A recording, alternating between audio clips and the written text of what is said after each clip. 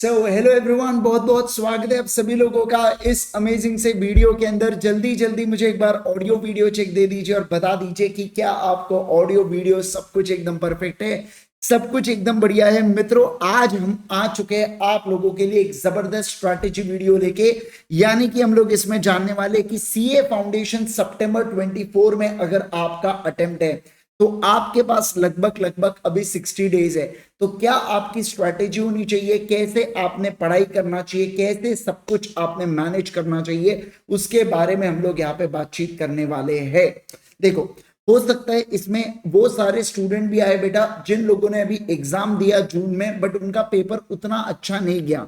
देखो क्या होता है, जब हम लोग पेपर देते हैं ना, अपने को समझ में आ जाता है कि मैं पास होने वाला हूँ या मैं पास नहीं होने वाला हूँ। तो अगर आपको ऐसा गट फीलिंग आ रही है कि आपके ऑलमोस्ट चारों पेपर या 3 पेपर बहुत ही ज्यादा खराब हो गए, तो ऐसे केस के चलते आपको क्या कर देना चाहिए, थोड़ी थोड़ी पढ़ाई आप लोगों ने स्टार्ट कर देना चाहिए फाउंडेशन की। और बाकी जिन लोगों का सितंबर 24 में शॉर्ट अटेम्प्ट है, तो आपकी प्लानिंग कैसी होगी मैं अभी आपको यहाँ पे बताने वाला हूँ। ठीक है, देखिए आज की तारीख है बेटा 6 जुलाई। 6 जुलाई से लगभग लगभग 10 सितंबर तक अपने पास 2 महीने यानी कि 60 दिन के आसपास अपने पास आ रहे हैं। इसके अंदर हम लोगों को 100% सिलेबस को कंप्लीट करना है, हमको मिनिमम 2 बार रिवीजन करना है और साथ साथ में कम से कम 2 टेस्ट देना है आपको। मैं यहाँ पे आपको सजेस्ट करूंगा कि आप एमटीपी दीजिएगा। एमटीपी मतलब वो टेस्ट सीरीज होती है बेटा जो आईसीआई कंडक्ट करता है। तो क्या होता है, एग्जाम के पहले वैसे भी आपने एमटीपी सॉल्व करना चाहिए। तो क्या हो जाएगा, अगर आप इंस्टीट्यूट में जाके एमटीपी देंगे तो आपका एमटीपी भी सॉल्व हो जाता है और दूसरा टेस्ट भी देना हो जाता है। तो दो मतलब एक तीर दो निशाने, ऐसे आपके लिए चीजें हो जाती है। ठीक है, यस सर, ओके। अब देखो सवाल बनता है, सर हम लोग कैसे लॉ को प्लान करें, आप ये बताइए। चलो मैं आपको बताता हूँ आपका कैसा कैसा रिवीजन लेना चाहिए। सबसे पहली बात तो ये पहला स्लॉट है बेटा 15 जुलाई तक।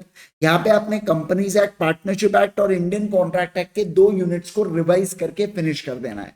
फिर 15 जुलाई से 31 जुलाई तक इंडियन कॉन्ट्रैक्ट एक्ट के 5 यूनिट्स, नेगोशिएबल इंस्ट्रूमेंट एलएलपी और आईआरएफ, ये दोनों बहुत ही छोटे एक्ट हैं, तो इसको आप फिनिश कर दीजिएगा।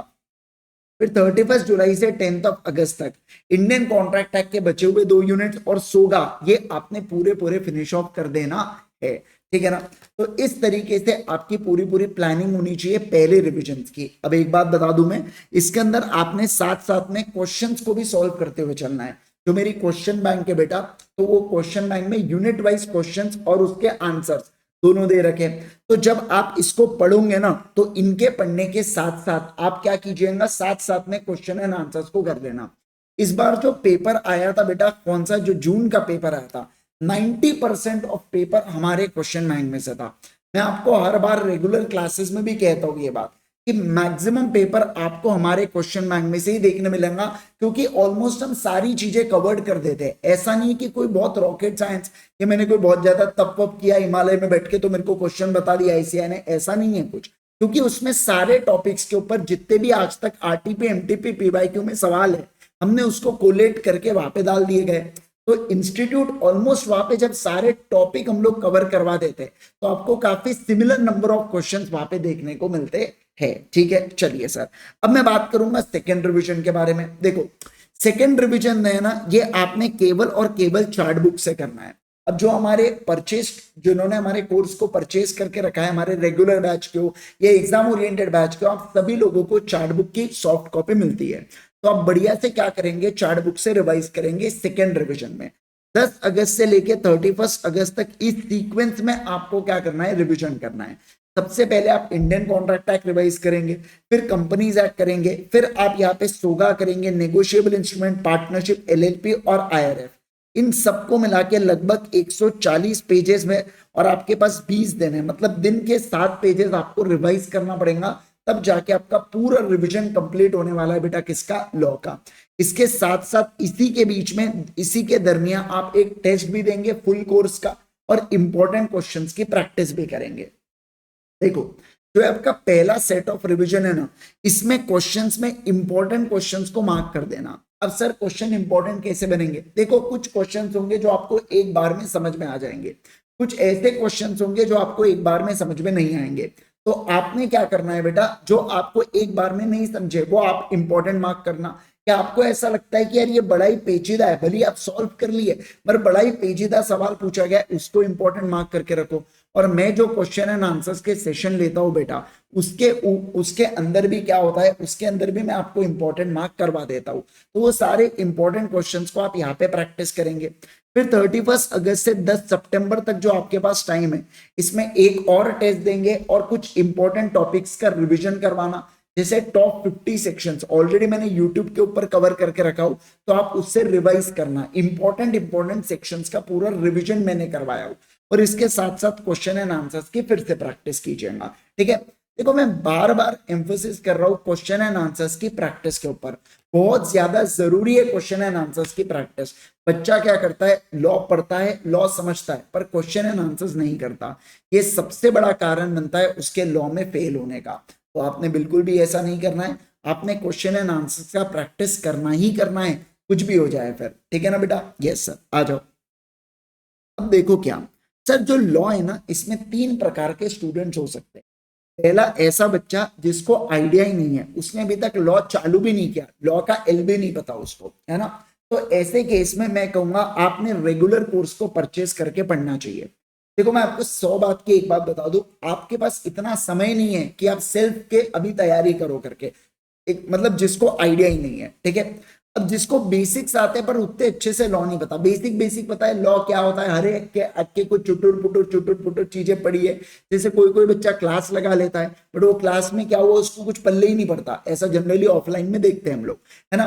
तो बहुत सा बच्चा होता है ऐसा कि ऑफलाइन लगा लिया, उसके बाद उसको समझ ही नहीं आ रहा क्या हो रहा है क्या नहीं हो रहा है। एक तो उसकी खुद की छुट्टियां बहुत हो जाती है, या कभी बार या कोई भी दूसरे रीजन हो सकते हैं, कोई इरेगुलर था या उसे क्लास में समझ नहीं आया। तो ऐसे केस में आप लोग एग्जाम ओरिएंटेड बैच को बाय कर सकते हैं ultimateca.com से।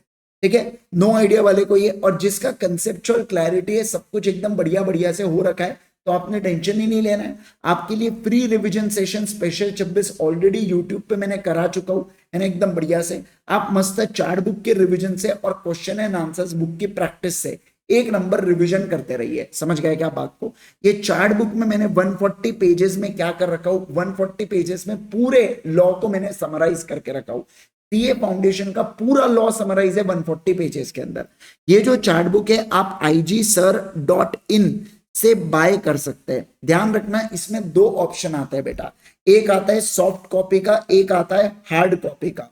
सॉफ्ट कॉपी में आपको पीडीएफ प्रोवाइड की जाती है ऐप के ऊपर, और हार्ड कॉपी में आपके घर पे किताब आती है, ऐसी किताब जो पन्नों वाली किताब रहती है ना, वो आती है हार्ड कॉपी के अंदर। ठीक है ना, फिर बाद में ये मत बोलना सर हमें पता ही नहीं चला सॉफ्ट कॉपी मतलब मुझे लग रहा था घर आएंगे आधी किताब, कुछ भी ऐसे फालतू चीजें मत बोलना। ठीक है ना, तो देखो ये क्या, तो igsir.in से आप क्या कर सकते हो, ये चार्ट बुक को बुला सकते हो। और क्वेश्चन एंड आंसर्स की जो बुक है बेटा, वो भी तो igsir.in के ऊपर आपको आउट ऑफ स्टॉक नजर आएंगी, क्योंकि लेकिन आप ultimateca.com के ऊपर जा सकते हो और वहां से ऑर्डर कर सकते हो हमारे क्वेश्चन एंड आंसर्स की किताब को, क्वेश्चन बैंक को। उसमें क्वेश्चन भी है और आंसर भी है। क्वेश्चन बैंक उसका नाम है, तो पूछते सर आंसर है क्या उसमें? होना ही है ना बेटा, है ना। चलो सर आ जाओ। अब मैं अगर बात करूं कुछ इंपॉर्टेंट पॉइंट्स के बारे में मैं आपको बताऊंगा। देखिए सर, सबसे पहली बात तो आप आज से, मैं क्या बोल रहा हूं, आज से जब से भी आप ये वीडियो को देख रहे हो, अपने एग्जाम के दिन तक रोज 2 क्वेश्चंस की राइटिंग प्रैक्टिस करना है। क्या करना है बोलो? रोज 2 क्वेश्चंस की राइटिंग प्रैक्टिस करना है। ठीक है सर। ध्यान रखिए लॉ को पढ़ने के लिए आपको स्क्रिबल टेक्निक का प्रयोग करना है। जैसे कि आपने लॉ के 2 पेजेस पढ़े, उसके बाद किताब को बंद करो, एक रफ पेज लो और रफ पेज के ऊपर स्क्रिबल करके देखो। आपने जो जो चीजें पढ़ा था उसको टूटे फूटे अक्षरों में लिख के देखो फास्ट फास्ट। तो 5-10 मिनट में आपके 2-4 पेजेस रिवाइज होके हो जाना चाहिए और आपने स्क्रिबल करके पढ़ना चाहिए।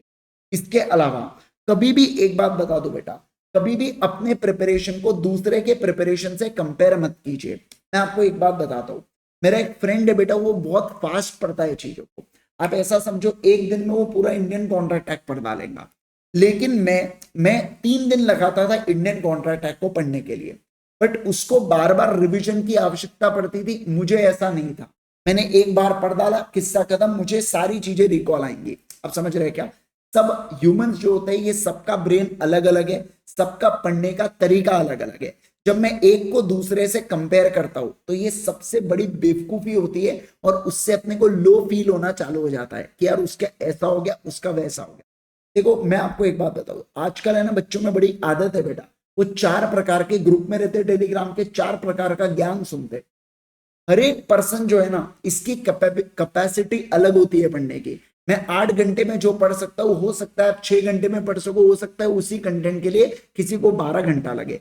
तो कोई एआई या कोई टॉपर 8 घंटे पढ़ के रैंक ला रहा है, तो आप ये मत सोचना मैं तो 6 घंटे पढ़ लूंगा या मैं भी 8 घंटे पढ़ के रैंक ला लूंगा। नहीं, सबका अलग अलग मेंटल स्टेट होता है ध्यान रखने का। तो आप अपना बेस्ट दो, मैं बस इतना कहना चाहूंगा, ठीक है। Do not procrastinate. मैं आपको सबसे बड़ी दिक्कत बताता हूँ स्टूडेंट की, हम लोग पढ़ने बैठते हैं, बाजू में नोटिफिकेशन आया, अपन लोग फोन की रील्स करना, स्क्रॉल करना चालू कर देते हैं। जब भी आप पढ़ाई करने बैठो, फोन को दूसरे रूम में छोड़ के आ जाइए बेटा, पहला। दूसरा, कभी भी चीजों को डिले मत करो, प्रोक्रेस्टिनेट मत करो। मान लो भी फॉर एग्जांपल 5:15 का टाइम हुआ है, तो अपन क्या बोलते हैं, एक काम करेंगे ना, मैं ना 5:30 बजे बैठूंगा। अरे क्यों 5:15 को बैठना, 5:15 से 6:15 बैठ, क्यों 5:30 से 6:30 करना है तुम्हें, आप समझ रहे क्या। फिर मान लो गलती से वो 5:30 ब्रेक हो गया ना, तो अब चलो एक काम करते हो 6 बजे बैठता हूँ करके। तो ये जो चीजें को अननेसेसरी डिले करने वाली बात है ना, एक काम करूंगा कल पढ़ूंगा, एक काम करूंगा परसों। जैसे मान लो आप पढ़ाई कर रहे थे, 45 मिनट्स में कोई टॉपिक आपका कंप्लीट हो गया, 15 मिनट बचे, तो ऐसा नहीं है वो आपका स्टडी टाइम है 15 मिनट का, तो आप कोई दूसरा टॉपिक चालू करोगे। आप क्या करते, उठ जाते, चलो आज आराम करेंगे ब्रेक। ऐसा बिल्कुल नहीं करने का। सबसे बेकार अगर कोई आदत है जो, मतलब आप समझिए, जो आपके रिजल्ट की ऐसी तैसी करा रही है, वो एक ही आदत है, वो है फोन से एडिक्शन। बहुत ज्यादा एडिक्टेड हो जाते हैं बेटा आजकल। हम हमारा, देखो आपकी गलती नहीं है, हमारे आजू बाजू का एनवायरमेंट ही वैसा है कि हम लोग ऑटोमेटिकली एडिक्ट हो जाते हैं उस चीज से। तो आपने, मैंने जो बताया वो करना, कि मम्मी पापा को फोन दे देने का जब आपको पढ़ाई करना होता है, सेल्फ स्टडी करना होता है। देखो क्लासेस करना है तो ऑप्शन ही नहीं है, फिर तो आपको देखना ही है उसको। लेकिन जब आपको सेल्फ स्टडी कर रहे हो, तब आपको फोन की क्या जरूरत, कुछ नहीं, फिर मम्मी पापा को दे देने का फोन और बढ़िया से अपनी पढ़ाई करनी। एक बात बता दो बेटा, ऑलवेज स्टे हैप्पी। हमेशा अच्छे गानों को सुनिए। आप ऐसे गाने सुनते हैं, जज सुना सुना लागे, अरे सुना सुना लागे मतलब क्या, अरे जबरदस्त। देखो जैसा आप खुद के बॉडी को नर्चर करोगे, जैसे आप खुद को ट्रीट करोगे, उसी तरीके से आपको क्या होने वाला है, उसी तरीके से आपको फील होने वाला है, उसी तरीके से आप पढ़ाई करने वाले हो। हमेशा अच्छा खाना खाइए, बी थैंकफुल, ऑलवेज स्माइल, हमेशा खुश रहिए बेटा। नाराज होने वाली तो कोई बात ही नहीं है ना। हमेशा जब आप खुशी खुशी पढ़ोगे ना, तो आपको बहुत मजा आएगा। कोई भी टॉपिक को आप पढ़ रहे हो तो बर्डन की तरह मत पढ़ो, ये समझो कि क्यों आया हूँ ये टॉपिक, मैं क्यों पढ़ रहा हूँ ये चीजें, क्यों आईसीआई ने दिया है। तो जब आप इंटरेस्टिंगली पढ़ते हो, इन्वॉल्व होके पढ़ते हो ना टॉपिक में, तो आप देखिएगा आपको बहुत मजा आएगा और आपको टाइम के बारे में पता नहीं चलेगा।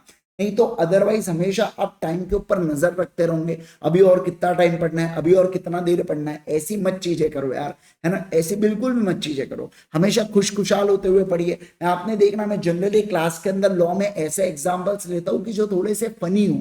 अब समझना, हो सकता है वो रियल लाइफ उतने ज्यादा बेस्ड नहीं हो जाएंगे, बट मैं जानबूझ के फनी रखना चाहता हूँ। नहीं तो आप लेट जाओगे यार क्लास में। एक तो पहले थेरी सब्जेक्ट लो, ऊपर से फिर उसके बाद आप ऐसा सामने देख रहे, दुनिया प्रकार के डिस्ट्रैक्शन अपने सामने। तो जानबूझ के मैं उसको थोड़ा सा इन्वॉल्व रखना चाहता हूँ आपको, ताकि आपको मजा आए क्लास। जैसे वेब सीरीज में अपन कैसा ध्यान अपना पूरा बना रहता है, बस उसी तरीके से क्लासेस में भी बना रहे, है ना। तो आपने हमेशा खुश रहना है, बढ़िया से पढ़ना है, खुश मिजाज से पढ़िए, अच्छे से पढ़िए, ठीक है। आपको कुछ भी लगता है तो आप हमें डेफिनेटली मुझे कांटेक्ट कर सकते हैं। टेलीग्राम के ऊपर CAIG सर मेरी आईडी है, या आप इंस्टा के ऊपर भी मुझे कांटेक्ट कर सकते हैं। ये जितनी भी इंपॉर्टेंट लिंक्स है रेगुलर कोर्स की, ये एग्जाम ओरिएंटेड बैच की, और इसके अलावा ये जो फ्री रिविजन सेशन है मेरे स्पेशल 26 इसकी, चार्ट बुक की, क्वेश्चन एंड आंसर्स बुक की, ये सारी चीजों के लिंक मैंने इस वीडियो के कमेंट सेक्शन में डाल रखो। वीडियो पसंद आए तो इस चैनल को सब्सक्राइब जरूर करना भैया, चैनल को सब्सक्राइब किए बगैर जाना मत, है ना। और वीडियो को लाइक करना और अपने दोस्तों के साथ शेयर करना। आपको और भी कुछ टिप्स लगती है तो आप डेफिनेटली कमेंट कीजिए, मैं आपके लिए नए नए वीडियो लाते रहूंगा। So much once again, bye bye, take care.